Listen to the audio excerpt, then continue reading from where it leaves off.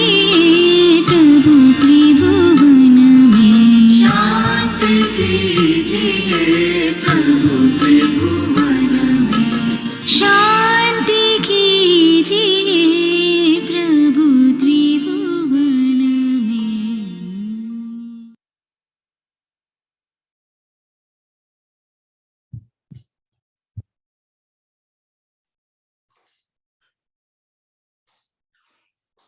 Arush, can you make me co-host? Okay, thank you. सभी को सादर नमस्ते जी, सादर नमस्ते आचार्य जी, अरुष जी, सभी को सादर प्रणाम. Happy to see some of the Yajik families, and thank you Acharya ji for making the time on the PST. It's early morning there, and continuing to bless us on the Havan.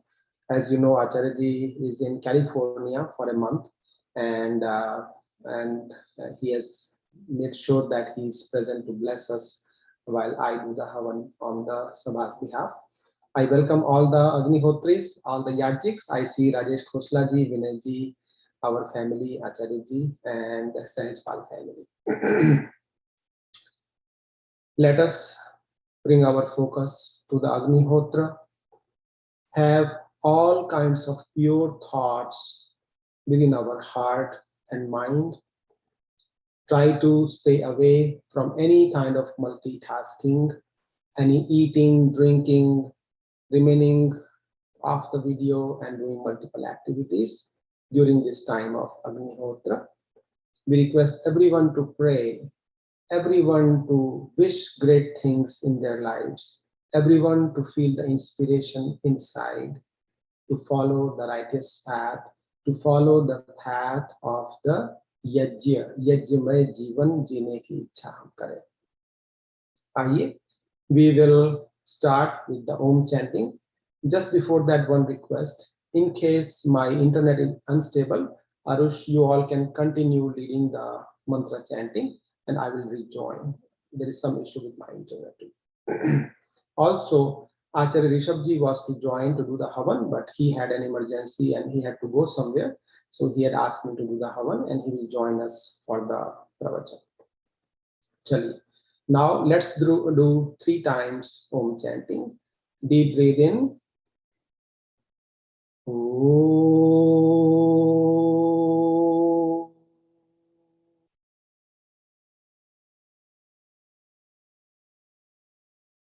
Second time. Om.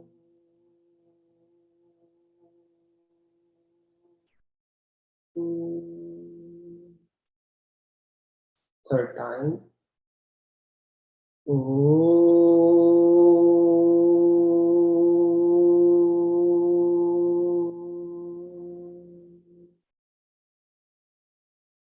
Please repeat after me the Ishwar Samarpan Vakya to be chanted, to be recited every hour actually. Please repeat with me. O Ishwar, you are omnipresent, omniscient, omnipotent, and just. You need no third-party help for any of your doing. As the giver of life, you have also granted me the ability to think, speak, and act. Every moment, you are aware of all my actions done by thought, speech, and body. I cannot hide any of my thoughts, words, and deeds from you.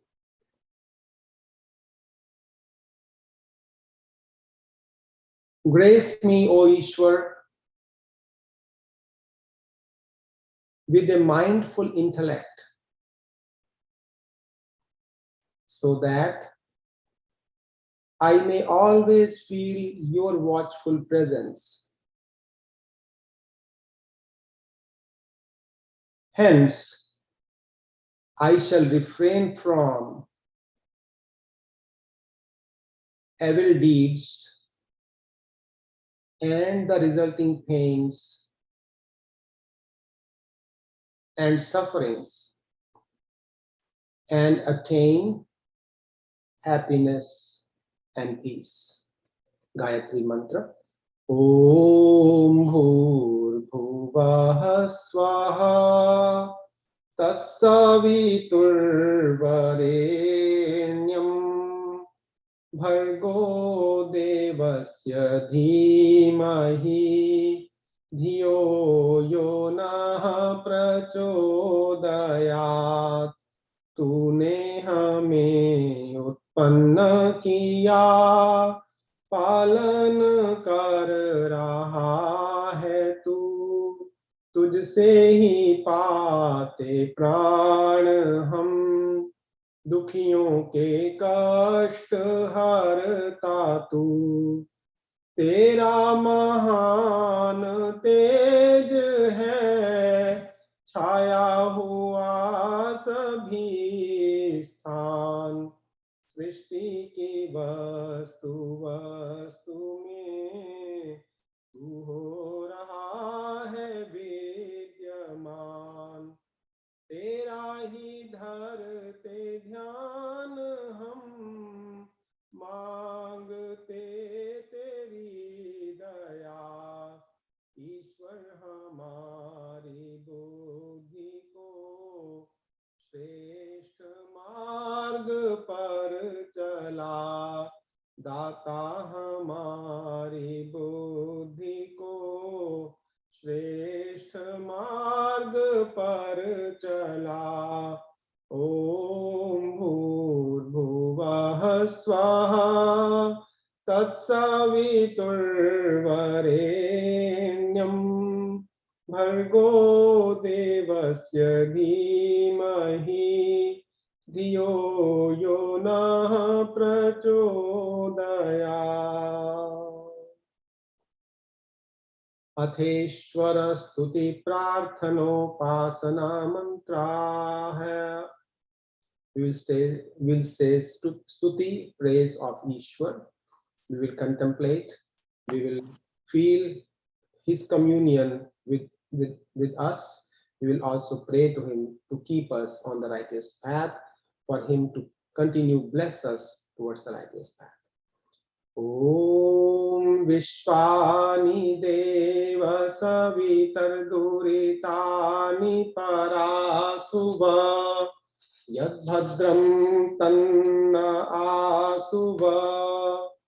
Om Hiranya Garbha Samavartatagre Bhutasya Jataha Patireka Asi Sadadhara Prithivindhyamute Mam Kasmai Devaya Havisha Vidhema. Om Ya Atmada Balada Yasya Vishwa Upasate Prashisham Yasya Deva Yasya Chayamritam Yasya Mrityuh Kasmai Devaya Havisha Vidhema. Hindi meaning by Swami Dayananda Saraswati ji. जो आत्मज्ञान का दाता, शरीर, आत्मा और समाज के बल का देने हारा, जिसकी सब विद्वान लोग उपासना करते हैं और जिसका प्रत्यक्ष सत्य स्वरूप शासन और न्याय अर्थात शिक्षा को मानते हैं, जिसका आश्रय ही मोक्ष सुखदायक है, जिसका न मानना अर्थात भक्ति न करना ही मृत्यु आदि दुख का हेतु है, हम लोग उस सुख स्वरूप सकल ज्ञान के देने हारे परमात्मा की प्राप्ति के लिए आत्मा और अंतःकरण से भक्ति अर्थात उसी की आज्ञा पालन करने में तत्पर रहे। ओम यः प्राणतो निमिषतो महित्वैक इद्राजा जगतो बभूव य ईशे अस्य द्विपदश्चतुष्पदः तस्मै देवाय हविषा विधेम। तूने अपनी अनुपम माया से जग में ज्योति जगाई है, मनुष्य और पशुओं को रच कर निज महिमा प्रगटाई है। अपने ही सिंहासन पर श्रद्धा से तुझे बिठाते हैं, भक्ति भाव की भेंटें लेकर तब समीप हम आते हैं। ओम ये नद्यौरुग्रा पृथिवी च दृढ़ा येन स्वहस्तभितं येन नाकः यो अंतरिक्षे रजसो विमानः कस्मै देवाय हविषा विधेम।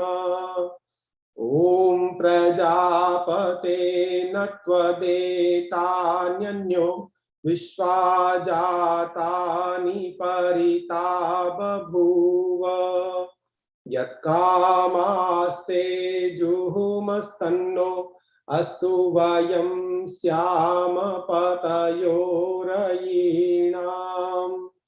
ओम स नो बन्धुर्जनिता सविधाता धामानि वेद भुवनानि विश्वा यत्र देवा अमृतमानशानास्त्रितीये धामन्नध्यैरयन्त। ओम अग्नेनय सुपथाराये अस्मान् विश्वानि देववयुनानि विद्वान् युयोध्यस्मज्जुहुराणमेनो भूयिष्ठान्ते नमोक्तिं विधेम। इति ईश्वरस्तुति प्रार्थनोपासना मंत्राः। अथ स्वस्ति वाचनस्य त्रयो मंत्राः। फर्स्ट 3 mantras from the स्वस्ति वाचन। ओम अग्निमीळे पुरोहितं यज्ञस्य देवमृत्विजं होतारं रत्नधातमम्। ओम स नः पितेव सूनवेग्ने सुपायनो भव स च स्वानः स्वस्तये।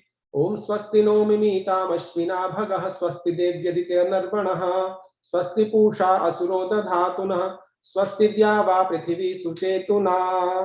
इति स्वस्ति वाचनस्य त्रयो मंत्राः। अथ शान्तिकरणस्य त्रयो मंत्राः। ओम शन्न इंद्राग्नि भवतामवोभि शन्न इंद्रा वरुणा रातहव्या शमिंद्रा सोमा सुविताय संयोः शन्न इंद्रा पूषणा वाजसातौ। ओम शन्नो भगः शमुनः शंसो अस्तु शन्नः पुरन्धि शमुसन्तुरायः शन्नः सत्यस्य सूयमस्य शंसः शन्नो अर्यमा पुरुजातो अस्तु। ओम शन्नो धाता शमुधत्तानो अस्तु शन्न उरूचि भवतु स्वधाभिः शम्रोदसी बृहति शन्नो अद्रिः शन्नो देवानां सुहवानि सन्तु। इति शान्तिकरणस्य त्रयो मंत्राः। अथ संकल्प पाठः। Now I'm requesting all the yajna performers, Arush you, not Acharya ji, and all others, please take the water in their right palm and then repeat after us.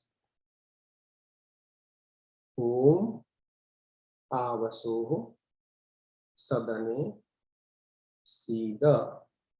Om Sidavaha. Now please repeat after me. Om aham adya swasya parivarasya samajasya cha swasthyartham कल्याणार्थम च देवयज्ञ कर्म करणाय भवन्तं ऋत्विक रूपेण वृणे। Om Vito Swaha. Now please drop the water at the appropriate place. Now we will do Achaman. We'll take the water in our right palms and sip the water after the mantra, and we will repeat it 3 times. We will pray to Ishwar. Oh Ishwar, you are surrounding us from all the sides. You are protecting us from all the sides. May in your protection, may we continue to attain Satya, Yash and Shri, truthfulness, fame and prosperity. Om Amrito Pastarnamase Swaha. Second Achaman. Om Amrita Pidhanamase Swaha. Third Achaman. Om Satyam Yashaha Shrirmai Shri Shrayatam Swaha. Clean your right palm and then take the water in the left palm. We will do Anga Sparsha. Om Vangmasyestu Om Nasorme Pranostu Om Akshinorme Chakshurastu Om Karnayorme Shrotramastu Om Bahorme Balamastu Om Urvorma Ojostu Om Arishtani Mengani Tanustanvame Sahasanto. Now, Deepa Prajwalanam, enlightening the Deepak. Deep Prajwalan karenge. Om Bhur Bhuvah Swaha.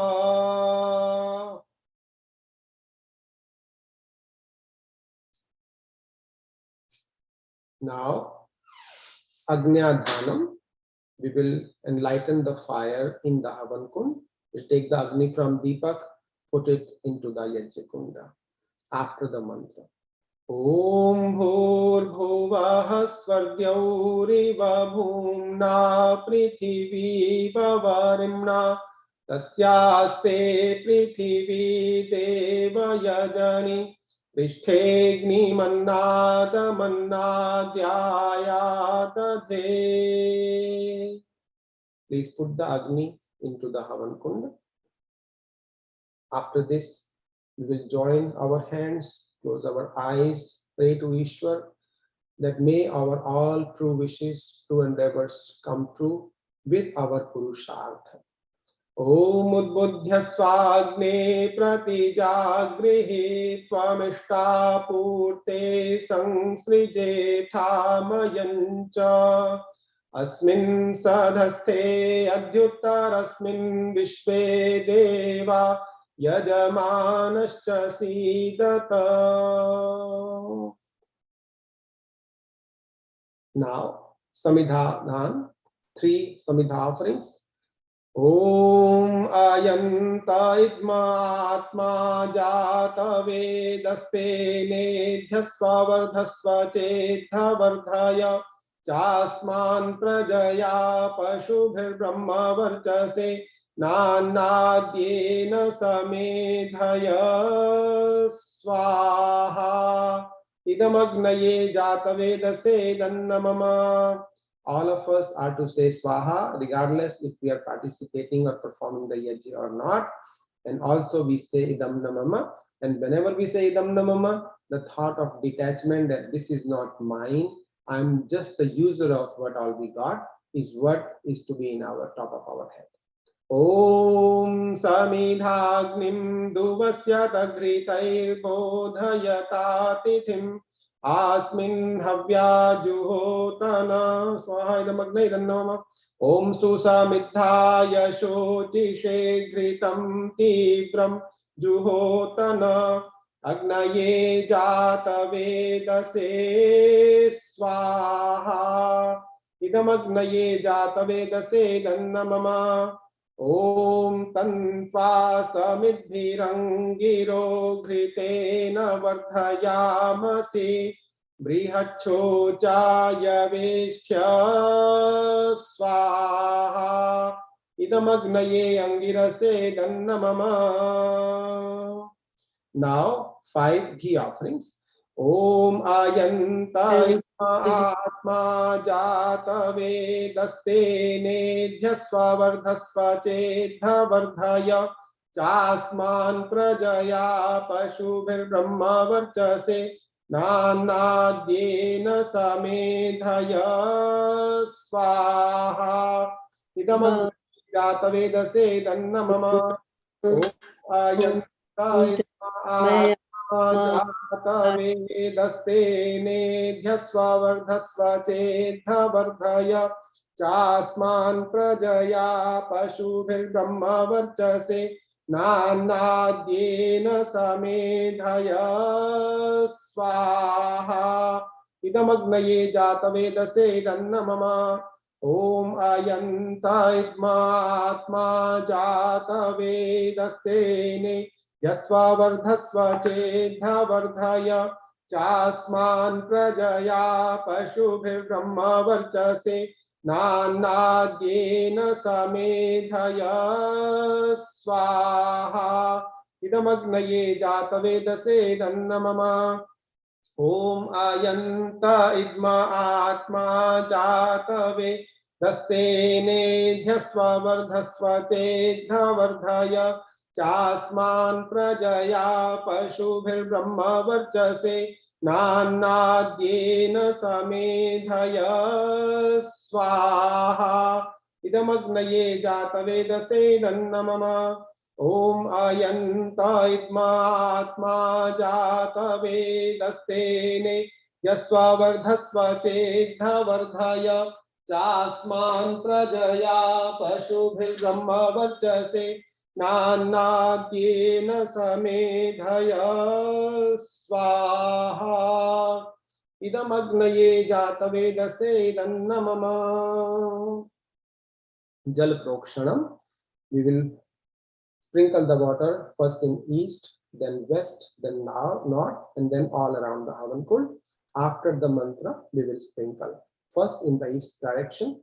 Om Aditenu Manyaswa.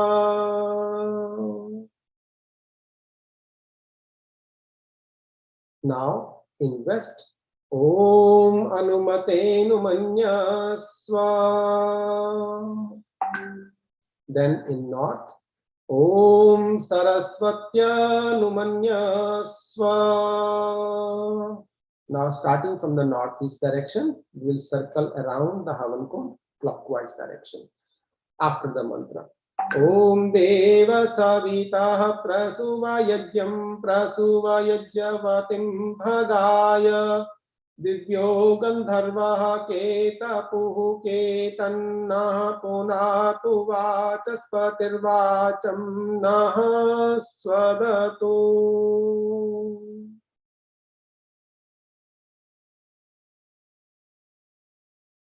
Now 4 ghee offerings. First one goes towards your left, second one towards your right, next two in the middle. Om Agnaye Swaha Idam Agnaye Dannamama. Om Somaya Swaha Idam Somaya Dannamama. Om Prajapataye Swaha Idam Prajapataye Dannamama. Om Indraya Swaha Idam Indraya Dannamama. We will continue with the ghee offerings. We can offer clockwise in the Havan Kund. Om Bhuragnaye Swaha Idam Agnaye Dannamama. Om Bhuvarvayave Swaha Idam Vayave Dannamama. Om Swaradityaya Swaha Idam Adityaya Dannamama. Om Bhurbhuvah Swaragnivaaya Vadityebhyah Swaha Idam Agnivaya Vadityebhyah Dannamama. Now, Swishkrit offering. If you have any prasad, you can use that. Otherwise, we will offer with the ghee only. Om yadasya karmanotyaricham yatvanyoonamihakaram agnishta swishta krit vidyat sarvam swishtam suhutam karotu me agnaye swishta krite suhuta hute sarva prayashchittahutinam कामानां समर्धयित्रे सर्वाङ्नः कामान् समर्धय स्वाहा इदमग्नये स्विष्टकृते Idannamam. One mon offering while chanting Prajapataye in our heart, only with the key. Om Swaha idam prajapataye dannamama. Now offerings of samagri as well as ghee. Ghee will continue, and the second yajman or second person who is performing the yajna can give the samagri offering. Om Suryo Jyotirjyoti Suryah Swaha. Om Suryo Varcho Jyotirvarchah Swaha. Om Jyotihi Suryah Suryo Jyotihi Swaha. Om Sajur Devena Savitra Sajurusha Sendravatya Yushanah Suryo Vetu Swaha. Evening offerings. Om Agnir Jyotir Jyotir Agnihi Swaha. Om Agnir Varcho Jyotir Varchaha Swaha. In our heart, we will chant Agnir Jyotir Jyotir Agni, and then we will give the offering. Om Swaha. Om Sajur Devena Savitra Sajuratrendra Yushano Agnirvetu Swaha. Om Bhuragnaye Pranaya Swaha. Idam Agnaye Pranaya Idannamama. Om Bhuvarvayave Panaya Swaha. Idam Vayave Panaya Idannamama. Om Swaradityaya Vyanaya Swaha. Idam Adityaya Vyanaya Idannamama. Om Bhurbhuvah Swaragniwaya Vadityebhyah Pranapanavyanebhyah Swaha. Idam Agnivaya Vadityebhyah Pranapanavyanebhyah Idannamama. Om Apo Jyotirasomritam Brahma Bhurbhuvah Swarom Swaha. Om Yam Medham Devagana Pitarashchopasate Tayama Madhya Medhayagne Medhavinam Kuru Swaha. Om Vishwani Deva Savitarduritani Parasuva Yadbhadram Tanna Asuva Swaha. Om Agnenaya Supatharaye Asman Vishwani Deva Vayunani Vidvan Yuyodhyasmajjurana Meno Bhuyishtante Nama Uktim Vidhema Swaha. Now we are going to give special offerings on the special occasions. For that, I am first going to do the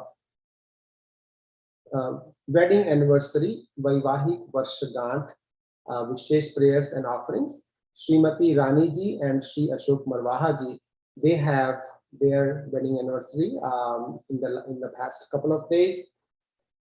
As I always talk, husband and wife are the two wheels of the same cart. yeah, or four wheels of one vehicle. Unless the wheels will follow the same direction, if they are well aligned, they can achieve life's objectives appropriately. There needs to be a broader understanding between the husband and wife about the goals of a wedded life. As long as that understanding happens, and if they live a righteous life, the life following the message of the Vedas, they can continue to march forward in their path of benevolence, their yajamaya jivan. Because the doing the Agnihotra twice a day is to remind us that our life is to follow the yajamaya jivan as well. And the primary responsibility of leading a yajamaya life happens to be on the grihasthis, and then they can serve the brahmacharya ashram, they can serve the vanprasthis, they can serve the sannyasis as well. So that's why it is the most important ashram in the human life. And I pray for you, Rani ji and Ashok ji, that may you continue to follow the righteous path. May your life be यज्ञमय, आपका जीवन यज्ञमय हो और आपका जीवन परोपकार से भरा हुआ हो। इन शुभकामनाओं के साथ हम दो मंत्रों से आपके लिए आहुति देंगे। पहला मंत्र विशेष तौर पे यही प्रार्थना कर रहा है कि आप दोनों की इच्छाएं, आप दोनों के व्रत, आप दोनों के गोल्स एक जैसे हों और आप एक दूसरे को कॉम्प्लीमेंट करें अपने लक्ष्य को पाने के लिए।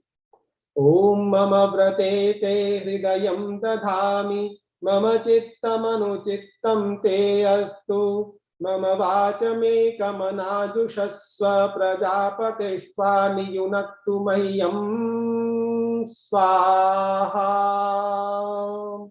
And the other prayer is to again for you to live happily in an atmosphere of a familyhood, wherein 3 generations of the family live together, serve each other. The elders serve the younger ones with their knowledge and wisdom, and the younger ones serve the elders by all the physical needs and any other needs that they have.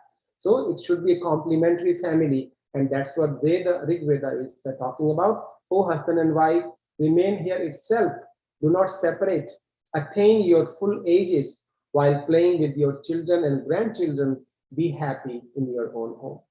Om ihaivastam aviyaushtam vishwamayurvyashnutam क्रीडन्तौ पुत्रैर्नप्तृभिर्मोदमानौ स्वे गृहे स्वाहा. Now we're going to talk a little about the birthdays that we have had. So I'll read out the list. First one is Sri Naveen Katyal ji.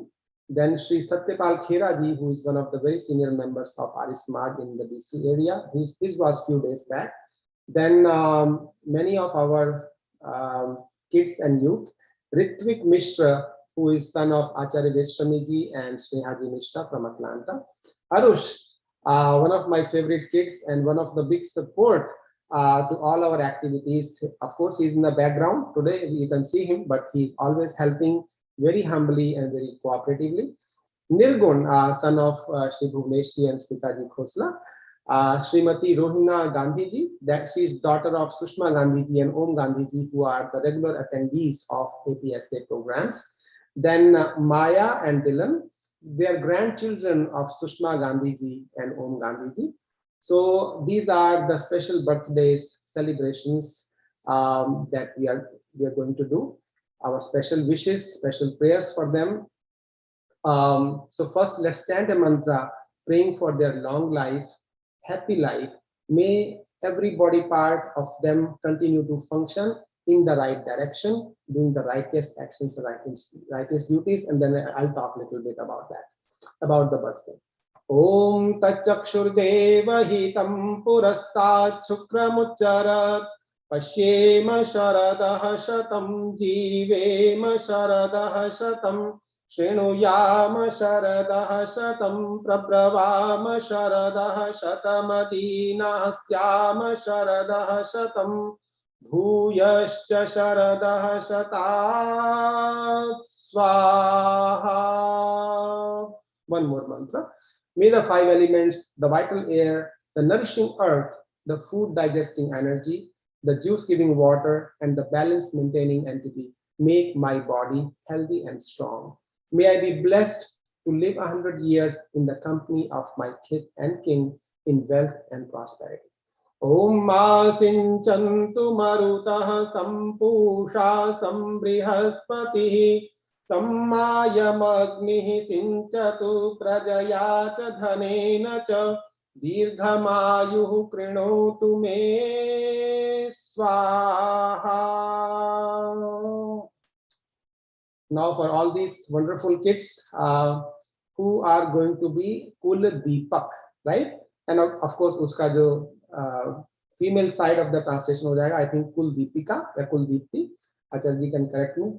So ye bacche, these kids, may there be Kul Deepak, which means they learn great things from their parents, their grandparents, and they continue to further flourish those great things in their lives. So Arush is sitting with me, so my focus remains on him. He's one of the great kids I met with, right? Very supportive, very humble, and very simple. बहुत सरल बच्चा है और ईश्वर की कृपा से इसको ऐसे माता पिता मिले हैं जिनसे इनको अच्छे संस्कार मिलते रहते हैं. So all of us, all of our kids who have born in our families who are performing the Agnihotra, or born in the families of the scholars, of the yajis, we are all having those blessed kids. Of course, the credit of giving good sanskars, good values is to the parents who have planned for such manurbhava, such good, virtuous human beings in their family. So of course the credit goes to them. But Arush and everyone whose birthday we are celebrating, I am wishing for you that may you continue to flourish and propagate and promote the great learnings that you have got from your parents, because you have to become the Kul Deepak. I pray that you continue to learn, do not stop your learning, become a great human being. And सभी माता पिताओं को मेरा ये निवेदन है कि ये बच्चे हमारे सामने उदाहरण हैं. These are the examples for us. And to do the great upbringing, we have to create an ecosystem for these kids to always learn the virtuous qualities, virtuous things in their childhood time. And I was thinking of an example this morning. When we go to Disneyland, we see fun all around. Either there is a ride, or there is a fountain, or there is some music going on, there is some water going on. In all the direction, all the ecosystem, be it the food or anything, even the colors, any activity is fun oriented in Disneyland, right? Same way, our kids, we need to provide an environment for them for a virtuous living all around in their home. Any corner of the home they go, there need to be a learning. Any person of the home they go to, there need to be some good things for them.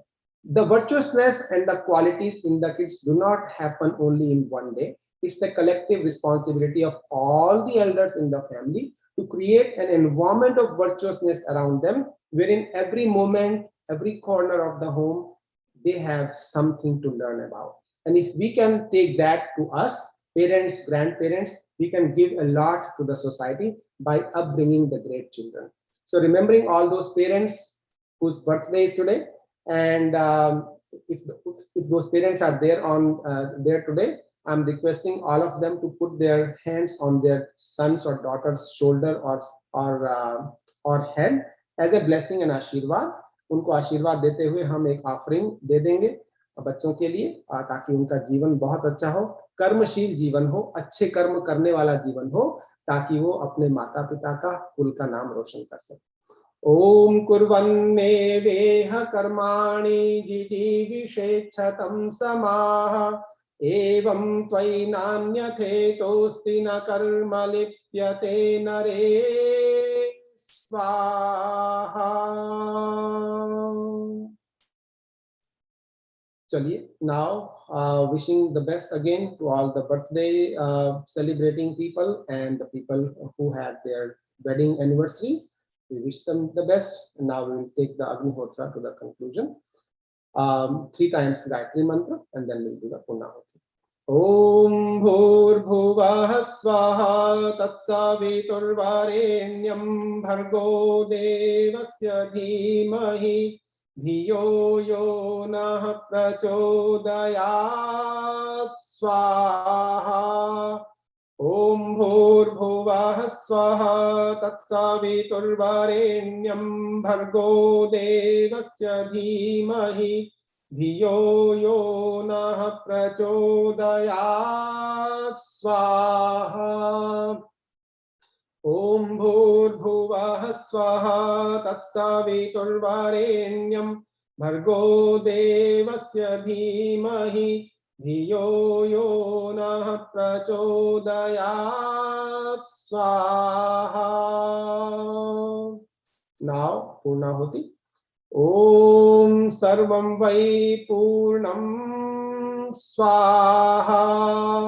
ॐ सर्वं वै पूर्णं स्वाहा।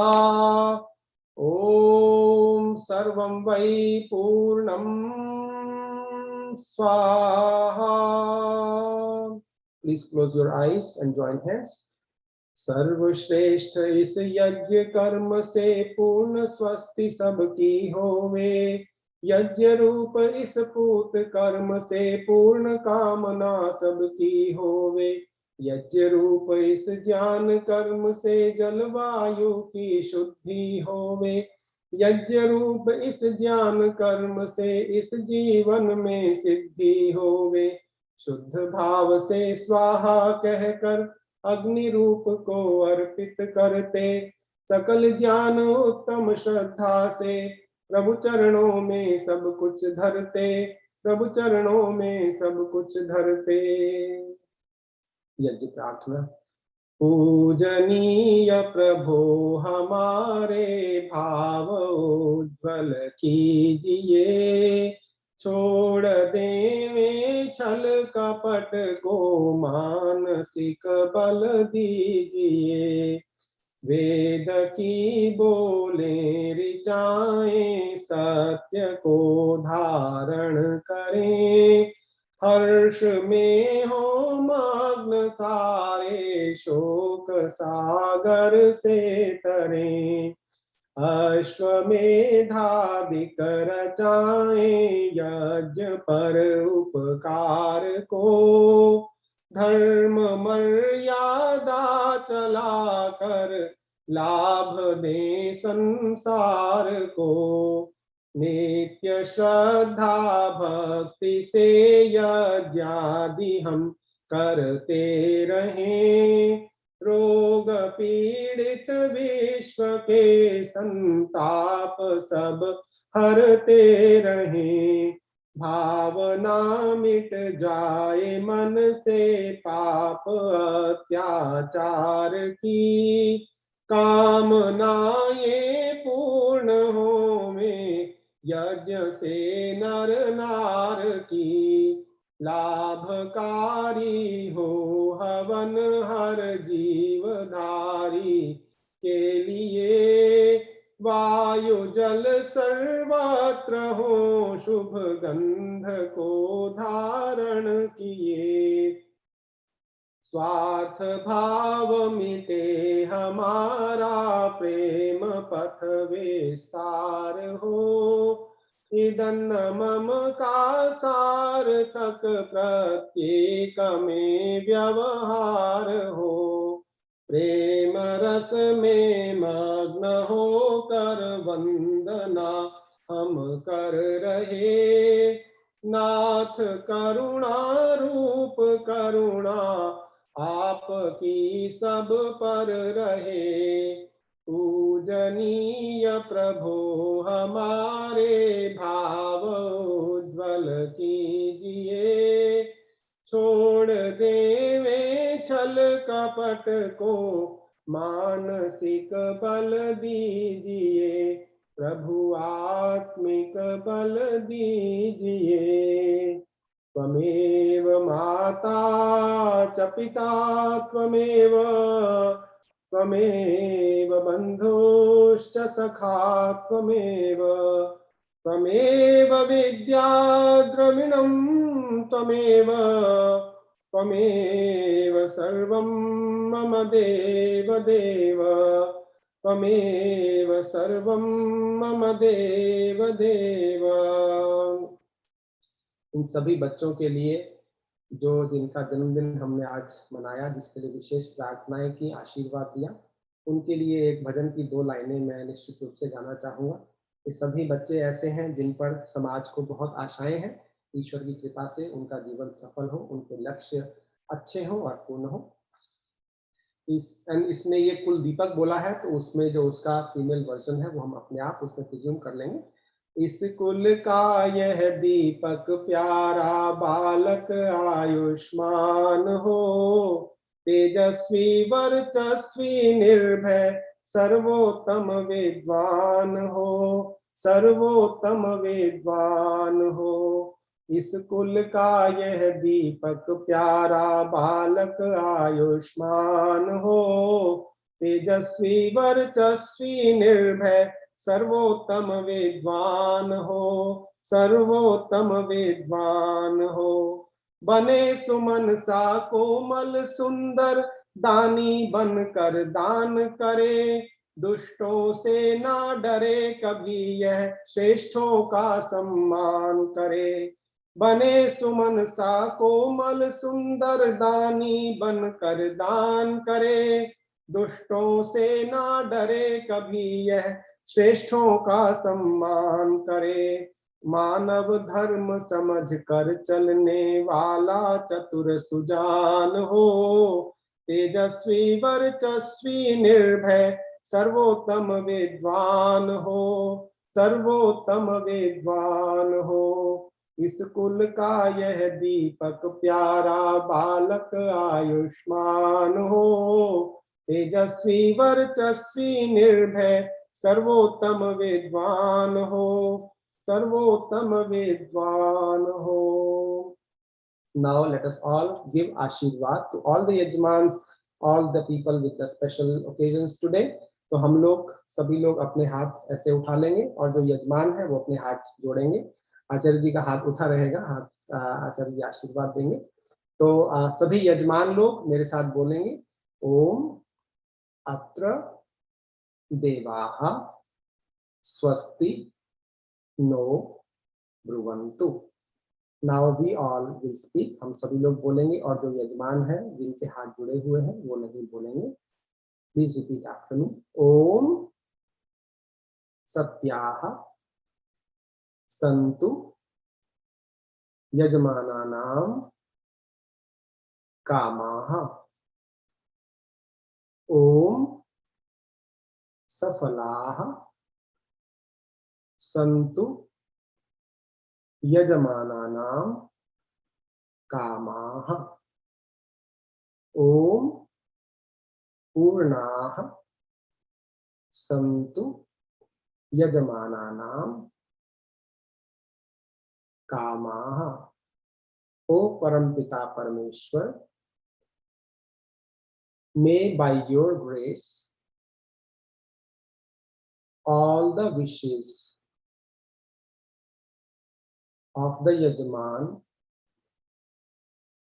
be true, successful and complete.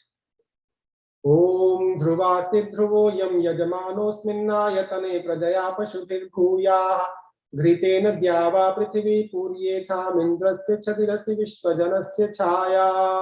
भगवान इस परिवार को सुख का सदा वरदान दो, ज्ञान की गंगा बहाकर शुद्ध वैदिक ज्ञान दो। निरोग होकर सब जिए शत वर्ष आयुष्मान हो, धन धान्य से पूरित सदा यश युक्त कीर्तिमान हो। ओम सौभाग्यमस्तु, ओम शुभम भवतु, ओम कल्याणमस्तु, ओम स्वस्तिः, ओम स्वस्तिः, ओम स्वस्तिः। Another special request I had for all the Yajman families, especially those who are celebrating special days, to set the right examples for your kids. Have them do some good charity on this day of the on this day of their life, right? It could be a donation to an Arya Samaj. It could be a donation to other charitable organization. Good charitable activity that earmarks every year their birthday, and then let them know that on your behalf we are sponsoring this food, we are doing this charity, or we are offering a dakshina to an Acharya ji as well. It always takes baby steps to establish some good practices in the family, and then once we get older and our kids get younger and adults, they can continue to follow those practices as well. तो हमें जब भी कोई special occasion हो, अच्छा कार्य हो, हमें कोई ना कोई जो है वो डोनेशन, चैरिटी, मेमोरेबल कार्य निश्चित रूप से करना चाहिए, और उसका उदाहरण हम पेरेंट्स अपने बच्चों के आगे अच्छा प्रस्तुत कर सकते हैं। मेरी ये आप सबके लिए शुभकामना और मेरा रिक्वेस्ट निवेदन है, उसको आप ध्यान रखेंगे। Now I know we have today a special talk by Acharya Rishabh ji as well, but before that, may I request Sri Alreja ji for one bhajan, please.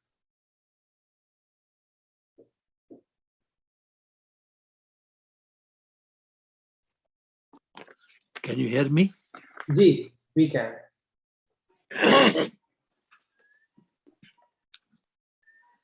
इस योग हम कहाँ है, प्रभुवर तुझे रिझाए, फिर भी मना रहे हैं, शायद तू मान जाए। इस योग हम कहाँ है, प्रभुवर तुझे रिझाए। जब से जन्म लिया है, विषयों ने हमको घेरा। जब से जन्म लिया है, विषयों ने हमको घेरा। छल और कपट में डाला इस मोले भोले मन से डेरा। तद्बुद्धि को अहम ने हरदम रखा दबाए। इस योग हम कहाँ है, प्रभुवर तुझे रिझाए। फिर भी मना रहे हैं, शायद तुम मान जाए।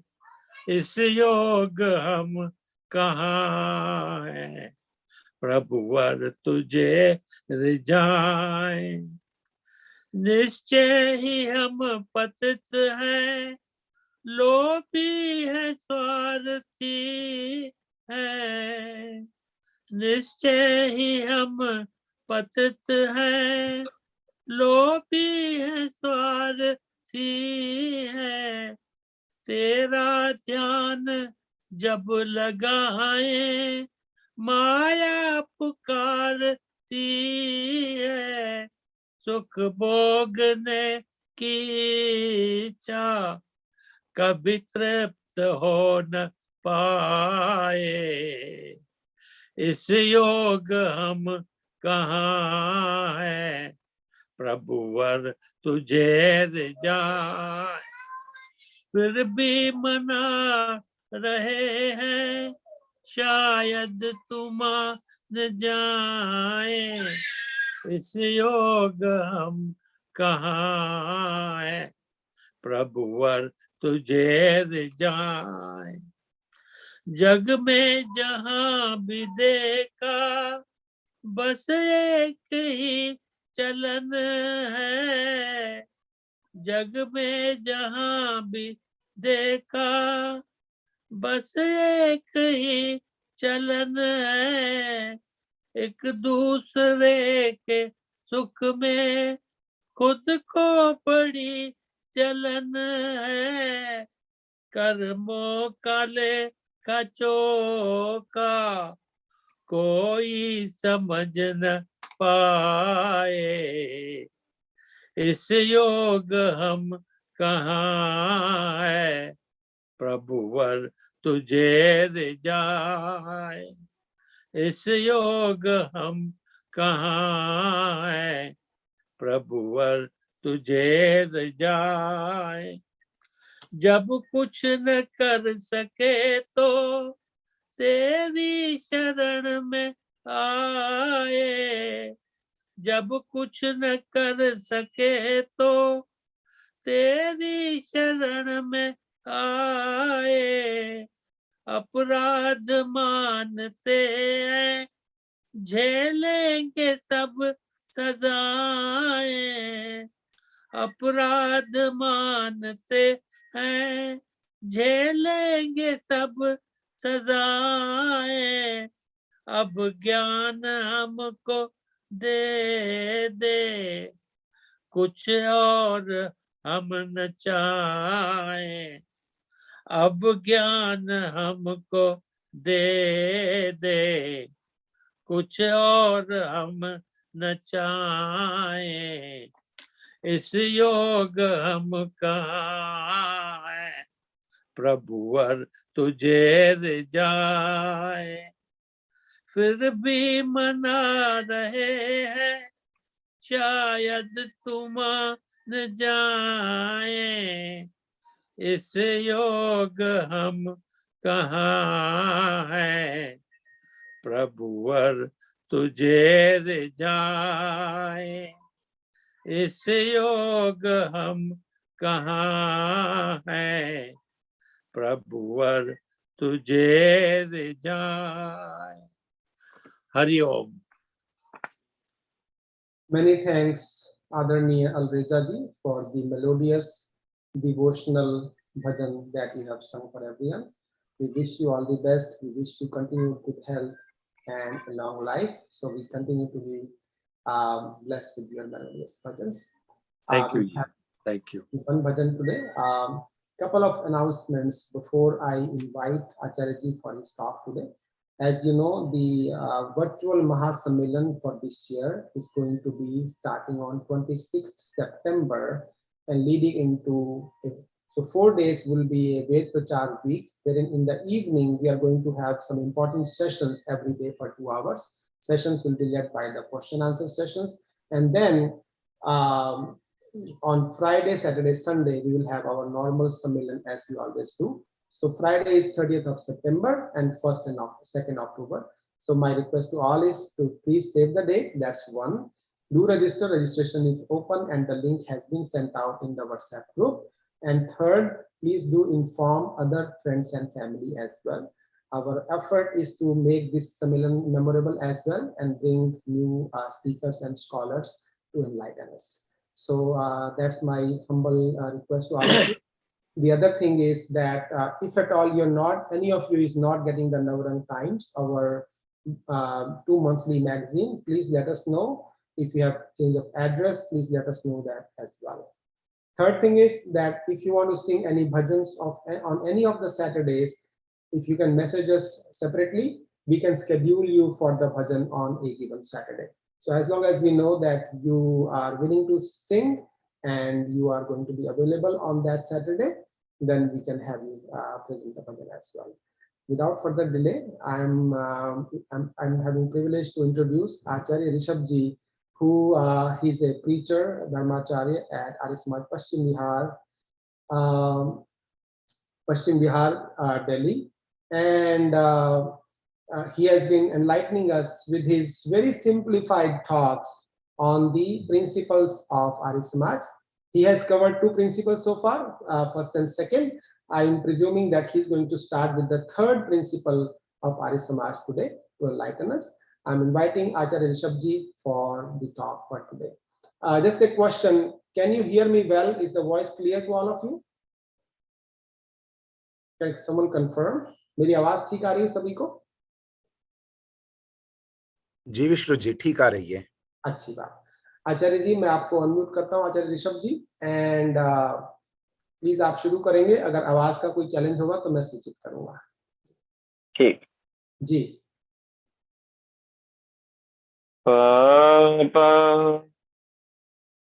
निवारयते जयते हिताय गुह्यं दिगो हति गुणान् प्रकटीकरोति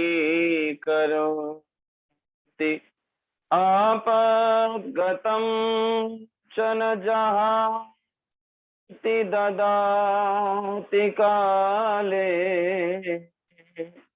सन्मित्रलक्षणमिदं प्रवदन्ति सन्तः सन्मित्रलक्षणमिदं प्रवदन्ति सन्तः ऋषियों की पावन धाराएं नित बहते ज्ञान बढ़ाते चले खुद को सींचे नित ज्ञान से औरों को सिंचित कराते चले। आर्य प्रतिनिधि सभा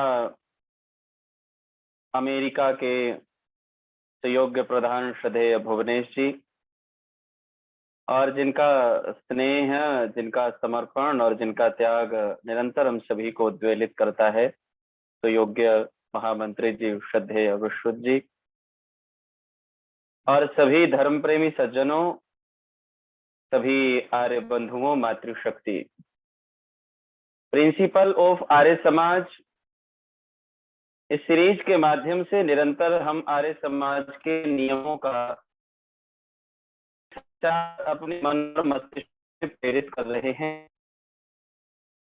दो नियमों के बारे में, प्रिंसिपल्स के बारे में हमने बहुत अच्छे से ये जाना है कि महर्षि दयानंद की सोच और महर्षि दयानंद का विचार सामर्थ्य क्या था इन नियमों के विषय में। आज हम तीसरे नियम के बारे में चर्चा कर रहे हैं और तीसरा नियम वो है जो महर्षि दयानंद जी की एक व्यापक सोच को प्रस्तुत करता है कि वेद सब सत्य विद्याओं का पुस्तक है और वेद का पढ़ना, पढ़ाना, सुनना, सुनाना सब आर्यों का परम धर्म है। इस नियम में सबसे पहले का जो शब्द है वो वेद है और इसकी अंतिम जो कड़ी है वो धर्म है। इस पूरे नियम को समझने के लिए हमें 19वीं सेंचुरी की ओर अपना ध्यान आकर्षित करना होगा। 19वीं सेंचुरी अर्थात 19वीं शताब्दी एक ऐसी शताब्दी थी जिस शताब्दी में बहुत सारे समाज सुधारक समाज को सुधारने का काम कर रहे थे और उस समाज सुधार के दौर में बहुत सारे तरीके से कार्य हो रहे थे। लेकिन एक तरफ वो दौर ऐसा भी दौर था जिस दौर में वेद को लेकर के बहुत सारी भ्रांतियां थी और बहुत सारी समस्याएं थी और बहुत सारे ऐसे विषय थे जो वेद में गहरे जरूर थे लेकिन वो लोगों से परे थे।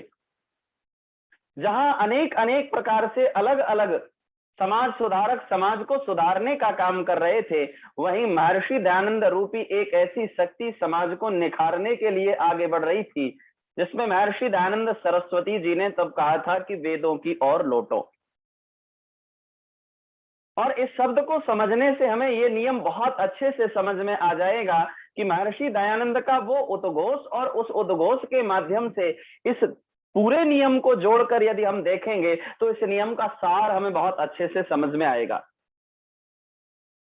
जहां ज्ञान का विवाद था, जहां जाति का विवाद था, जहां धर्म का विवाद था, जहां पंथ का विवाद था, वहां महर्षि दयानंद सरस्वती जी ने उद्घोष किया कि वेदों की ओर लौटो। और उस लौटने के बाद जब आर्य समाज के आगे प्रकल्पों में बढ़े और आर्य समाज की स्थापना हुई और आर्य समाज के सारे ज्ञान को आगे बढ़ाने के लिए एक श्रेष्ठ समाज की संकल्पना की और नियम बनाए गए, तब इस नियम में महर्षि दयानंद सरस्वती जी ने कहा कि वेद सब सत्य विद्याओं का पुस्तक है।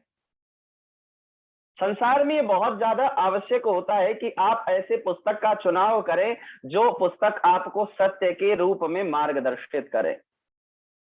और इसीलिए महर्षि दयानंद सरस्वती इस नियम में ये कह रहे हैं कि वेद सब सत्य विद्याओं का पुस्तक है। महर्षि दयानंद ने बहुत सरलता से इस बात को समझाने के लिए कहा कि वेद ही ऐसी पुस्तक है जिसमें आपको सत्य प्राप्त हो सकता है और जिसके माध्यम से आप सत्य की राह पर बढ़ सकते हैं। संसार में सबसे ज्यादा समस्याएं यदि कहीं भी उत्पन्न होती हैं तो वो असत्यता को लेकर के होती हैं। यदि आप किसी ऐसी पुस्तक को अपना विचारधारा के माध्यम से उससे जुड़ने का प्रयास कर लेंगे जिस पुस्तक में सही राह नहीं है, जिस पुस्तक में सही बातें नहीं है, जिस पुस्तक में सही समझ और सही सोच से मनुष्य निर्माण की बात नहीं की गई है, तो कहीं ना कहीं हम अपने रास्ते से भटक जाते हैं। महर्षि दयानंद सरस्वती जी ने उद्घोष करते हुए वेद को सर्वश्रेष्ठता से सत्य पुस्तक माना, और सत्य और प्रामाणिक इसलिए माना क्योंकि वो मनुष्य आधारित नहीं थी, वो किसी मनुष्य ने अपने अनुकूल नहीं बनाई थी, किसी भी मनुष्य ने इस स्वरूप में उसको नहीं गढ़ा था कि जैसा अनुकूलता में जैसा समझ में आए वैसा ही उसमें लिख लो, वैसा ही उसमें विचार कर लो, वैसा ही उसमें टंकित कर लो, और जैसे बदलाव की अपेक्षा हो वैसा बदलाव कर लो। तब महर्षि दयानंद ने सोच और विचार करके जब आर्य समाज का सृजन हुआ तो आर्य समाज में सबसे ज्यादा इन 10 नियमों में यदि आप अनेक बार सर्वाधिक किसी नियम का प्रयोग करते होगे तो वो यही नियम है। आर्य समाज में भी यज्ञ के बाद यदि वेद पढ़ने का समय आता है तो आप बार बार इस नियम को बोलते हो कि वेद सब सत्य विद्याओं का पुस्तक है। लेकिन इस पुस्तक को केवल रखा रहना ही अच्छा नहीं है, उन्होंने कहा पढ़ना और पढ़ाना। महर्षि दयानंद के शब्दों को यदि समझने की कोशिश करेंगे तो हम उस गहराई तक पहुंचेंगे। महर्षि कह रहे हैं कि जिन्होंने पढ़ लिया है, जिन्होंने जान लिया है, जिन्हें वेद आ गए हैं, जिन्होंने वेदों के ज्ञान के माध्यम से अपने ज्ञान को बढ़ा लिया है, उनका कर्तव्य है कि उस पढ़ाना भी है, उसको सिखाना भी है, उसको बताना भी, और उसको सुनना भी है और उसको सुनाना भी है। अब अगर हम इसी विषय को लेकर के उस सेंचुरी में जाना चाहेंगे तो ये देखेंगे कि वेद को लेकर के सर्वाधिक भ्रांतियां थी। आज भी विश्रुत जी बहुत सारे ऐसे ग्रामीण अंचलों में जाता हूं मैं, जहां जाकर के यदि वेद जैसे पुस्तक को सामने रख करके मैं कहता हूं कि गायत्री मंत्र बोलना है तो इतनी सारी भ्रांतियां हैं कि नहीं गायत्री मंत्र स्त्रियां नहीं बोल सकती, नहीं वेद तो ये छू नहीं सकते, वेद तो इन्हें पढ़ने का अधिकार नहीं है। लेकिन महर्षि दयानंद सरस्वती जी ने बिल्कुल साफ कहा है कि पढ़ना है। किस लिए पढ़ना है? कि जिससे आप प्रकृति को भी पढ़ सको, जिससे आप ईश्वर का भी ज्ञान कर सको, और जिससे आप अपने आप का भी ज्ञान कर सको। संसार में इनको तीनों चीजों को लेकर के ही सबसे ज्यादा भ्रांतियां। ईश्वर को नहीं जानते लोग, ईश्वर के स्वरूप को अलग अलग प्रकार से जानने की कोशिश करते हैं और अलग अलग प्रकार से उसको जानकर सोचकर उसको पूजने का, उसको उपासक मानने का, उसका वजन करने का प्रयास करते हैं। लेकिन महर्षि दयानंद साफ कह रहे हैं कि सबसे पहले यदि सच के रास्ते पर चलने का कोई आसान रास्ता हो सकता है तो वो वेद होगा, और वो ऐसी विद्या होगी जो जैसा है उसको वैसा बताना, उसको मानना भी वैसा ही और वैसा ही आचरण में लाना, ये विद्या का कार्य है। विद ज्ञाने विद लाभे और विद सत्तायाम। जब हम वेद की ओर बढ़ेंगे तो विद ज्ञाने अर्थात जो आपके ज्ञान को बढ़ाता है, आपको ये बताता है कि आपको क्या करना है और क्या नहीं करना है, कैसे कैसे आपको अपने जीवन में करने योग्य चीजों को करना है और त्यागने योग्य चीजों को त्यागना है।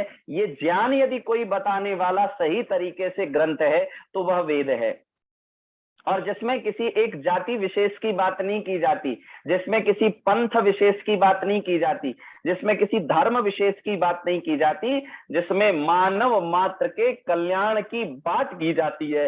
इसीलिए महर्षि दयानंद कहते हैं कि संसार में जितनी भी सत्य विद्याएं हैं, उन सत्य विद्याओं का यदि कोई एक पुस्तक एक बार यदि हम कह सकते हैं तो वो वेद है। एक तरफ आप संसार की सारी विद्याओं को एक तरफ रख दो और एक तरफ वेद कर दो, तो महर्षि दयानंद बिल्कुल सार स्वरूप में कहना चाहते हैं उन सत्य विद्याओं का पुस्तक वेद है। और किस लिए है? क्योंकि विद ज्ञाने है, वो आपके ज्ञान को बढ़ाएगा और वो आपके सत्ता को भी बताएगा कि कौन सी ऐसी सत्ता है जिस सत्ता से आप अपनी सत्ता को अच्छा कर लेते हो। संसार में अपनी सत्ता का तो सबको ज्ञान होता है कि अपने लिए बंगला, अपने लिए गाड़ी, अपने लिए नौकर, अपने लिए चाकर, अपने लिए लक्ष्य, लेकिन उसके साथ साथ मानव का कौन सा स्वरूप और कौन सा लक्ष्य हमें ग्रहण करना है, इसको भी यदि कुछ बता सकती है, कुछ आपको ज्ञान प्राप्त हो सकता है, कुछ समझ विकसित हो सकती है, तो वो वेद के माध्यम से हो सकती है। और फिर उसी शब्द पर जानना पड़ेगा। कह रहे हैं वो कैसी विद्या है? तो कह रहे हैं वो सत्य विद्या है। संसार में भी एक बात बहुत प्रचलन में होती है, जब कोई व्यक्ति आपको कुछ बताने लगे तो आप ये कहते हो मुझे झूठ पर भरोसा नहीं, मुझे तो झूठ पर भरोसा नहीं है, और उस व्यक्ति पर भी भरोसा नहीं है जो व्यक्ति झूठा है, जिसका आचरण अच्छा नहीं। इसीलिए महर्षि दयानंद पहले ही सत्य शब्द का प्रयोग करते हैं, और ये सत्य हर समय हर पल जो एक समान रहता है, जो बदलता नहीं है, जो बदलाव नहीं होता है। आज इतने वर्षों बाद भी यदि वेद को पढ़ करके देखते हैं तो वो ऐसा लगता है कि वो वेद आज अमेरिका के लिए बनाए गए हैं। भारत में बैठ करके पढ़ो तो ऐसा लगता है भारत के लिए बनाए गए हैं, और खासकर भारत के अन्य राज्यों में बैठ करके पढ़ो तो ऐसा लगता है कि वो उनके लिए बनाए गए। और उनमें कहीं ऐसी बात नहीं की गई है कि रंग भेद की बात की गई हो, कि वर्ण भेद की बात की गई हो। समान रूप से सबके ज्ञान कौशल को बढ़ाने वाली बात की गई है। और इसीलिए महर्षि दयानंद समानता से कहते हैं कि मैं ये अधिकार सबको देता हूं कि सबको पढ़ने भी चाहिए, और जिनको पढ़ने आ जाए उन्हें औरों को पढ़ाना भी चाहिए। क्योंकि महर्षि दयानंद सरस्वती जब ब्राह्मण का कर्तव्य सत्यार्थ प्रकाश में लिखते हैं तो वो कहते हैं कि यज्ञ करना, यज्ञ कराना, दान लेना, दान देना, और वेद पढ़ना और वेद पढ़ाना, दोनों ही ये 6 के 6 कर्तव्य वो बताते हैं। और इसीलिए उन कर्तव्यों में मैं साफ स्वरूप में महर्षि दयानंद सरस्वती ये कह देते हैं किनका धर्म है ये। अंतिम पंक्तियों में मैं कह रहा था पहला शब्द वेद है और दूसरा शब्द धर्म है। इसको जब पकड़ेंगे दोनों शब्दों को तो ये पूरा का पूरा जो नियम है वो समझ में आ जाएगा। वेद क्या है? तो वेद धर्म है, वेद कर्तव्य है। धर्म वेद कर्तव्य है, वो स्वाभाविक धर्म नहीं है। और वेद किसका कर्तव्य है? तो कह रहे हैं आर्यों का कर्तव्य है वेद। और आर्य को सामान्य रूप में समझने की कोशिश करेंगे तो जो श्रेष्ठ, कैसे श्रेष्ठ? जिसका आचरण श्रेष्ठ है, जिसके विचार श्रेष्ठ हैं, जिसका व्यवहार श्रेष्ठ है, जिसके संकल्प श्रेष्ठ हैं, और जो सत्य विद्याओं के माध्यम से अपने ज्ञान को बढ़ा करके श्रेष्ठ हो गया है, ऐसा जो आर्य है, उस आर्य के लिए वेद सब सत्य विद्याओं का पुस्तक है। और वो आर्य कौन बन सकता है? वो कोई भी बन सकता है। वो ऐसा नहीं है कि धरातल से एक आर्य उतर करके आया है बस वही आर्य रहेगा, उसके अलावा और कोई आर्य नहीं बन सकता है। महर्षि दयानंद कह रहे हैं वो जो सब सत्य विद्याओं का पुस्तक है वेद, वो सभी आर्यों का परम धर्म है। और धर्म सामान्य धर्म नहीं है, सामान्य कर्तव्य नहीं है। संसार में जितने भी हम सामान्य रूप से कार्य करते हैं वो हमारे सामान्य धर्म हैं, लेकिन ये तो महर्षि दयानंद ने जैसे परम धर्म बताया है, विशेष कर धर्म बताया। सारे कार्यों को एक तरफ रखते हुए यदि कुछ परम धर्म है तो कह रहे हैं वह वेद परम धर्म है। और ये वेद जिसका परम धर्म बन जाता है वह उस परम धर्म के माध्यम से उस परम दयालु को भी जान लेता है। वेद के अतिरिक्त आप जितने भी अन्य शास्त्रों को यदि छोड़ दें, अन्य ग्रंथों की ओर जाएं, तो सबसे ज्यादा समस्याएं और भ्रांतियां मनुष्य को पुस्तक चुनने में ही होती है। यदि सही पुस्तक का चुनाव ना हो तो वो यदि भ्रांति के पथ को पकड़ ले, रास्ते को पकड़ ले, राह को पकड़ ले, तो वह सही लक्ष्य की ओर किसी भी प्रकार से नहीं पहुंच पाता है। लेकिन यदि वो सही रास्ते और पथ को पकड़ ले तो उसको पहुंचना भी आसान हो जाता है। और ये वही वेद है जिस वेद के माध्यम से मत मतांतर, भ्रांतियां और जितनी भी व्यवस्था जन्य, कष्ट जन्य समस्याएं हैं उनको दूर करना बहुत ही आसान हो जाता है। और उसमें हर प्रकार से आपको ये बताने के लिए भी आसान हो जाता है कि वेद के ही माध्यम से आपका कल्याण होगा, और वेद के माध्यम से कल्याण तब होगा जब केवल उसको आप बंद करके नहीं रखोगे, उसे पढ़ोगे, पढ़ाओगे, सुनोगे, सुनाओगे।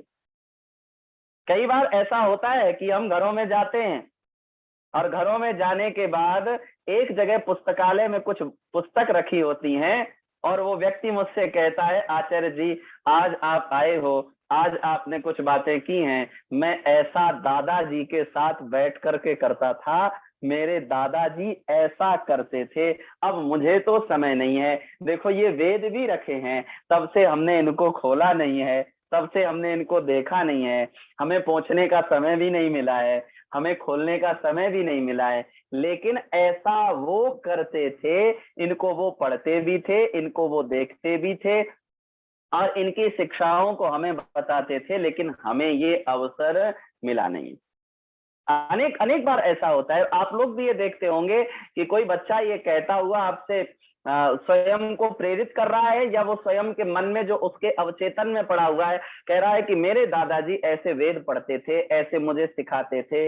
जो सीख जाता है वो अनुकर लेता है, और जो नहीं सीख पाता है वो जब जब वैसी चीज उसके सामने घटित होंगी, यदि विश्रुत जी पढ़ेंगे और कोई नया व्यक्ति जुड़ेगा तो उसको लगेगा अरे ये तो पहले कभी हमने सुना है, पहले हमने कभी कहा। और महर्षि दयानंद ने इस विषय को छूने के लिए इस तीसरे नियम को विशेष रूप से कहने का यही आशय है कि वेद सार्वभौम जगत के लिए एक ऐसा ग्रंथ बने जिसको बहुत आसानी से लोग जान सकें, लोग सीख सकें, लोग मान सकें।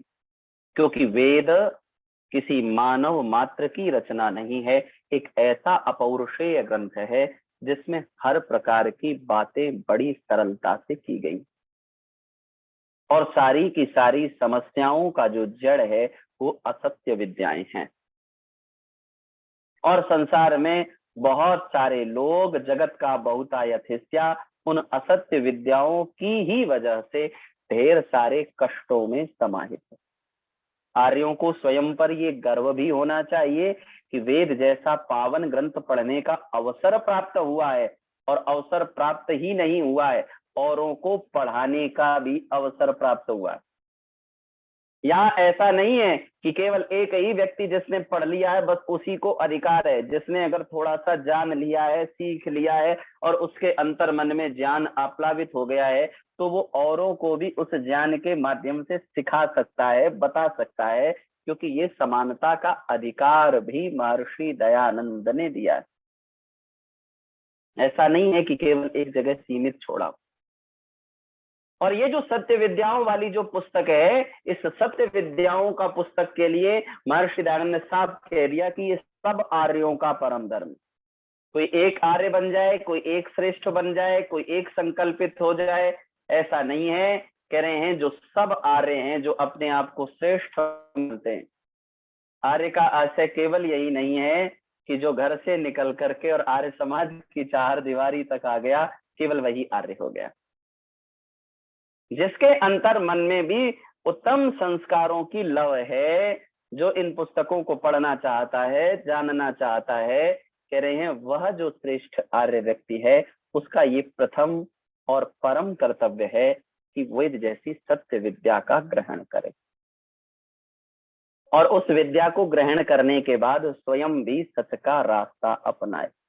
यदि हम सच ग्रंथों को नहीं पढ़ेंगे, सत्य ग्रंथों को नहीं पढ़ेंगे, लॉकडाउन के समय में ऐसा बहुत सारा अवसर प्राप्त हुआ जब हमने चारों के चारों वेदों को किया, यज्ञ के माध्यम से भी किया और वैसे स्वाध्याय के स्वरूप से किया, और तब ये जाना कि इतना भंडारण भरा हुआ है कि एक जन्म के अतिरिक्त भी अनेक जन्मों को लेने का अवसर भी यदि प्राप्त हो और बार बार इन ग्रंथों को पढ़ने का अवसर प्राप्त हो, तब भी हमारा ज्ञान जो है वो छोटा हो जाएगा, सीमित हो जाएगा।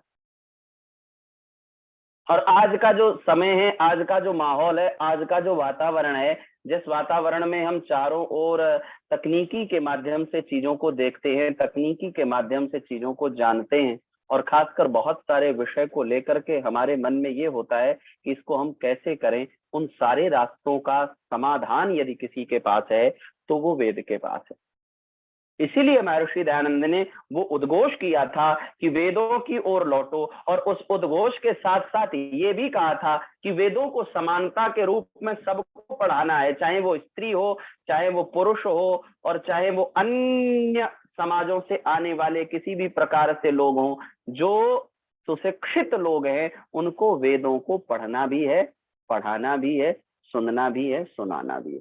अब पढ़ना पढ़ाना तो जो गुरुकुलीय शिक्षा वाले लोग हो गए, उन्होंने पढ़ लिया, उन्होंने पढ़ा लिया। बहुत सारे ऐसे लोग हैं जो पढ़ नहीं सकते, उनको सुनना भी है और फिर सुनाना भी है। विद्या के दो माध्यम होते हैं, या तो विद्या पढ़ करके आती है या कई बार श्रवण से प्राप्त हो जाती है। आप अगर यज्ञ में लगातार जाते रहो, लगातार बैठते रहो, एक दिन भी पुस्तक न खोलो, तो कुछ दिन बाद स्वतः आपको ये अनुभव होगा कि कुछ सारे मंत्र तो आपको याद हो गए, भले ही वो अशुद्ध याद हो जाएं श्रवण से, लेकिन वो स्मरण हो जाएंगे, वो याद हो जाएंगे, वो श्रवण कौशल से याद हो जाएंगे। इसलिए महर्षि कहते हैं कि यदि सुनने का भी अवसर मिले, यदि प्रवचन के माध्यम से भी प्राप्त करने का अवसर मिले, तो कह रहे हैं वेद को ही प्राप्त करो, वेद को ही सीखो। और आर्य समाज को जरा सोच करके देखो कि आर्य समाज से यदि विश्रुत जी वेदों को अलग करके रख दो, तो आर्य समाज के पास बचता क्या? वेद को एक तरफ रख दो और आर्य समाज की संकल्पना करो कि अब हमें आर्य समाज की संकल्पना करनी। तो एक श्रेष्ठ समाज की संकल्पना, जिस संकल्प को लेकर महर्षि दयानंद ने विचार बनाया था, उसमें उसकी धुरी में वेद समाहित हैं। वेद इसलिए समाहित हैं क्योंकि विद लाभे, विद सत्तायाम और विद विचारणे, जो विचार पूर्वक जीने की श्रृंखला देते हैं, विचार पूर्वक क्रिया करने की श्रृंखला देते हैं, जो विचार पूर्वक बढ़ने की श्रृंखला देते हैं। वेद का कोई भी पावन मंत्र यदि हम सीखने और जानने की ओर बढ़ेंगे, तो हमें ये अनुभव होगा कि वो हमारे अंदर एक वैचारिक क्रांति उत्पन्न करता है, एक वैचारिक भाव उत्पन्न करता है। इसीलिए वो सत्य विद्या है। जितनी भी विद्याएं हैं वो सीमित समय के लिए होती हैं। एक समय आता है, एक सीमित समय के लिए कोई बात लिखी जाती है और टंकित की जाती है, लेकिन जो पहले से ही युगों युगों तक लोगों की प्रेरणा का कारण बनते चले आ रहे हैं, ऐसे जो वेद हैं, वो वेद हर समय सत्य के स्वरूप में स्थापित हैं। आज भी स्थापित हैं, भविष्य में भी स्थापित रहेंगे, और महर्षि दयानंद जब आए थे उससे पूर्व भी स्थापित थे। लेकिन क्या थे? धूमिल थे। वेदों की ओर लोग बढ़ना ही नहीं चाहते थे, और बार बार ये कहा भी जाता था, ये बताया भी जाता था, ये विचारा भी जाता था कि नहीं, इनको वेद नहीं पढ़ने, इनको तो वेद पढ़ने का अधिकार नहीं है, ये वेद सुन भी नहीं सकती हैं, ये वेद छू भी नहीं सकती हैं, ये वेद के बारे में बातें नहीं कर सकती।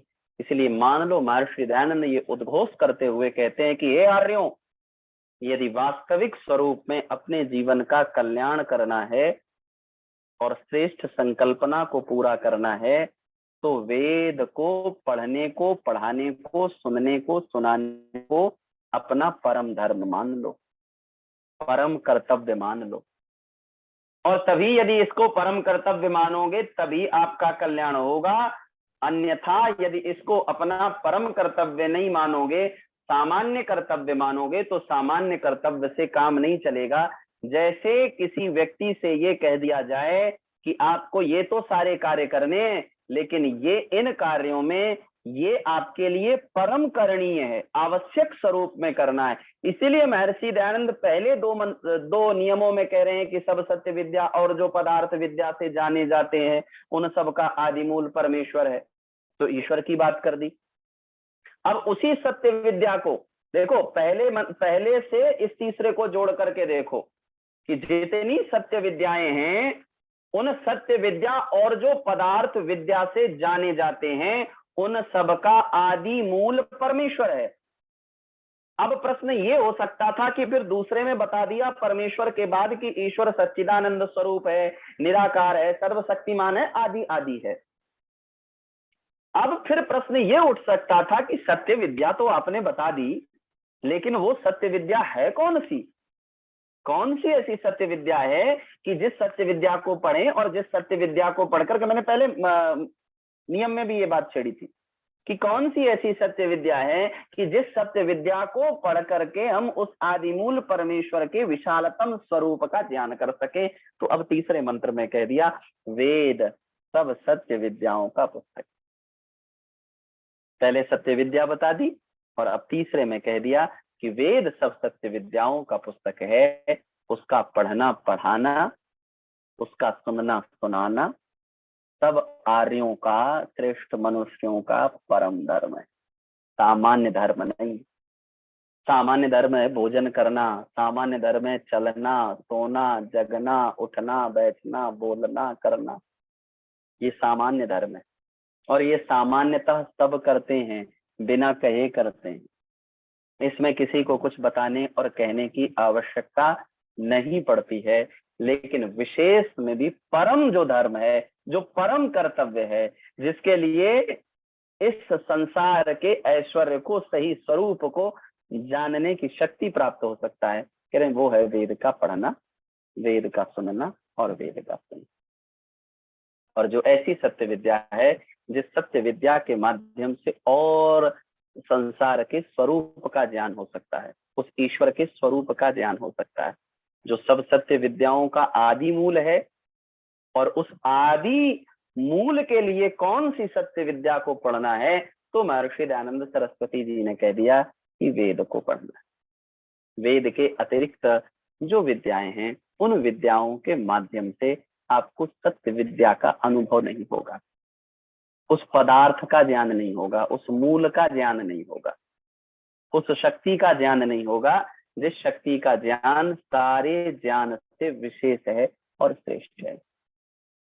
इसीलिए जब आप देखते हैं कि वेद के किसी भी मंत्र को, किसी भी ऋचा को, किसी भी धुरी को आप पढ़ने की कोशिश करते हैं, तो वो सार्वभौम और सार्व जगत की बात करता है। ईश्वर का जो श्रेष्ठत्व है, उसका जो मूलत्व है, वो सबके लिए एक सा हो सकता है, चाहे यहाँ बैठा वाला व्यक्ति हो, चाहे वहां बैठा वाला व्यक्ति हो। और खासकर जो वैदिक धर्मी लोग हैं, जो आर्य परंपरा को मानने वाले लोग हैं, जो निराकार ईश्वर के उपासक हैं, और वो उस ईश्वर का स्वरूप जो है वो वेद आधारित स्वरूप है, वो वेद से बाहर का स्वरूप नहीं है। इसीलिए महर्षि दयानंद सरस्वती जी इसको धर्म और परम कर्तव्य मानते हैं। और यदि हम इसको वास्तविक अर्थों में अपना परम धर्म और परम कर्तव्य मानेंगे, तो हमें महर्षि दयानंद के सरस्वती जी के बताए इस बात का, इस नियम का सार समझ में आएगा। और हमें ये अनुभव भी होगा कि जीवन में जीने का यदि कुछ सत्य विद्याओं का सार है तो वेद है। और उस वेद को केवल एक जगह ग्रंथ में, एक पुस्तकालय में रख करके ये बताना नहीं है कि ये हमारे पूर्वज पढ़ते थे, ये हमारे बड़े पढ़ते थे। हमें उसको पढ़ना भी है, थोड़ा बहुत आता है तो औरों को पढ़ाना भी है, हमें उसको सुनना भी है, और सुनकर हमें उसको सुनाना भी है। और उसका सुनना सुनाना हमारा परम धर्म है, सामान्य धर्म नहीं है, ये हमें मानना है। और जब हम ये मानेंगे तो हमें उस सत्य विद्या को पढ़कर उस आदि मूल परमेश्वर का ज्ञान हो जाएगा। और वो कैसे कैसे हमें जीवन में बढ़ना है, इस मूल का भी ज्ञान हो जाएगा। इसीलिए हमें वेदों का पढ़ना चाहिए, वेदों को पढ़ाना चाहिए, वेदों को सुनना चाहिए, वेदों को सुनाना चाहिए, और इस कर्म को अपना परम धर्म मानना चाहिए। तभी हमारा कल्याण होगा, इसके अतिरिक्त और कोई दूसरा रास्ता नहीं है। इतना कहकर ही अपने वाणी को, अपने शब्दों को विराम देता हूँ। इति ओम Shambhu.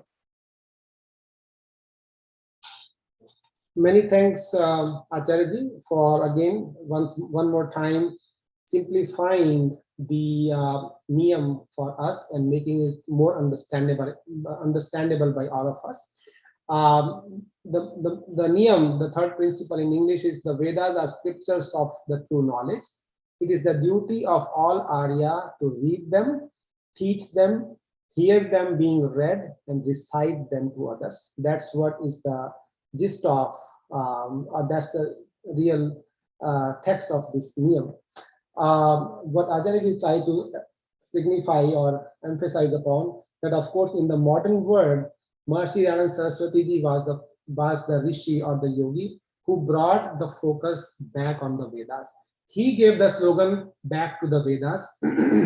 He emphasized that the knowledge of the Vedas is universal, it is beyond time, it is relevant at all the times, it is it is above any region, religion, organized religion, caste, faith, any other dispute, because it is talking of humanity. It is not talking of a particular group. It is not talking of a particular country. It is not talking of a particular organized religion. All the things of the Veda applies to all of the people at all the times. And Acharya also mentioned that truth in its entirety is available in the Vedas, because Vedas are giving us the information or the knowledge which is comprehensive. It is not a partial information. If we talk of chemistry, chemistry is giving us the information only the related subject. If you are talking of the physics or mathematics, it is giving us the information of that particular subject. But the Vedic knowledge, if understood well on the Arsh Path Vidhi study, if it is understood well, it is a comprehensive information for all of us, and the complete information for us to live a successful, meaningful, benevolent life. Acharya again emphasized it is not created by the human, so it's authentic at all the times. Swami Dayanand, when he re-emphasized upon the authority of the Vedas, authenticity of the Vedas, he clarified and he mentioned this fact again and again, that Vedas are not restricted to a particular set of groups. It is not that only the women, only the Brahmins by birth can recite or chant the Vedas. Swami Dayanand said, anyone or everyone should and can chant, speak, talk, listen, understand, spread the knowledge of the Vedas. And it is giving us the knowledge of the Prakriti, the nature, matter, Ishwar and self. Those are the three big verticals that we need to understand the life in a good way and to follow the path of the righteousness. And then Acharya mentioned the 3 or 4 definitions of the Vedas. First one was, and again I may have messed up the sequence, with Satyam. That means with Vedas have always been existent there. They are apaurushaya, not human created, because the knowledge has ever existed. So that's why with Satyam. Then he says with Jnane, that Ved is providing us all the information that is comprehensive, that is what we need for our successful life. So that's why with Jnane. With Labhe, again, is providing the information to us that is beneficial to us, that will lead us into the righteous direction, that will lead us to a productive direction, and that's when he says with Labhe. And with Vicharane, that gives us the thought process to us, which leads us to the righteous direction as well. So 4 things Acharya touched upon the benefit of the Veda. And then he emphasized on the Param Dharma. It is duty of all the duties is what he says, Param Dharma. जैसे परम पिता बोलते हैं तो पिताओं का पिता is परम पिता, ऐसे ही duty of duties is the Param Dharma. And as he mentioned that eating, drinking, normal habits, talking to people, these are all our normal duties that we do. The duty of a father to the son or daughter to a father, family responsibilities, social responsibilities, all are duties that we want to do. Making money, spending a lot of time on that, making money is our duty as well. But he says the duty of all these duties is to make sure that Vedic chanting of the Vedas, learning the Vedas, promoting the Vedas is done on top of all of that. And he gave a couple of examples that Vedas are not the books of a bookshelf itself. It is a decorative material, it's okay, but not every time to be decorated, it has to be used as well. So of course, the beginning happens, then all of us should have the Vedas at our home, right? Once we have the Vedas, then we should be able to find some time to read it and then explain it further to our generations as well. And my only addition to that is padhna padhana, sunna sunana, or dharan karna karana. That's something that we need to see कि how it is imbibed, कि हमें उसको सुनने का मतलब ये है या पढ़ने का मतलब ये है, श्रवण मदन निधिध्यासन और साक्षात्कार. Maybe not only listen by the ears, maybe understand it well, maybe imbibe those things in our life. That is when the real benefit of knowing the Vedas will come to us. So that's the gist of the third niyam. And again, it used the word Arya as well. Arya means not a caste, Arya means noble. So any person who is noble or who wants to become the noble is to understand, learn, promote the Vedas. It could be from any sect, it could be from any organized religion. On the other side, anyone who is promoting, learning, listening, talking, living the Vedas is automatically an Arya, whether he or she is coming to an Arya Samaj or not. So it's complementary understanding that what is an Arya who follows the Vedas, and so that's how we need to understand. So merely by going to an Arya Samaj, we do not become Arya. We become Arya because वेद पर ठेका हमारा है आर्य समाज का, क्योंकि हम लोग वेद को ठीक तरीके से समझने के बात करते हैं, because we talk of promoting the Vedas in the true sense. That was the meaning of that was the English gist of what Acharya ji mentioned. I thank him for his time, his energy, his efforts and words of wisdom, and making this simpler for us to understand. Thank you once again, and thank you for your patient listening. Now I'm requesting Acharya ji to lead us to the Shanti part and Jai Ghosh as well.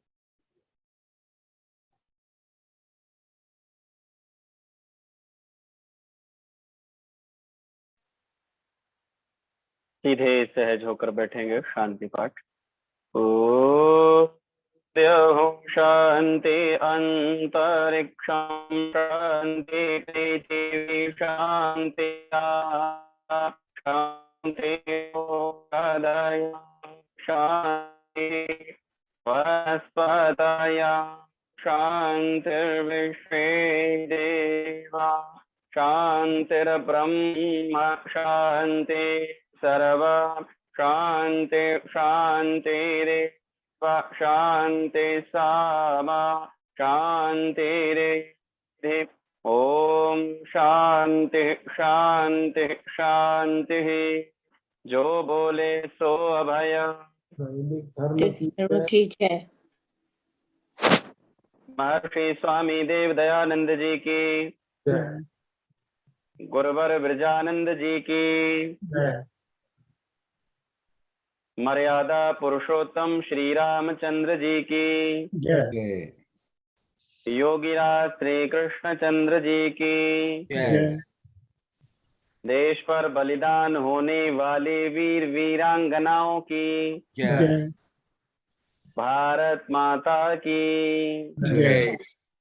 गौ माता का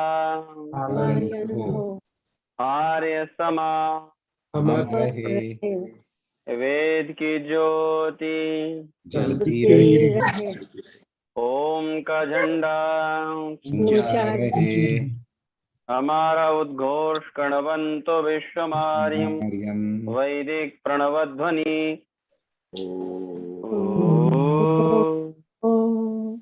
चालू कौन लगाएगा?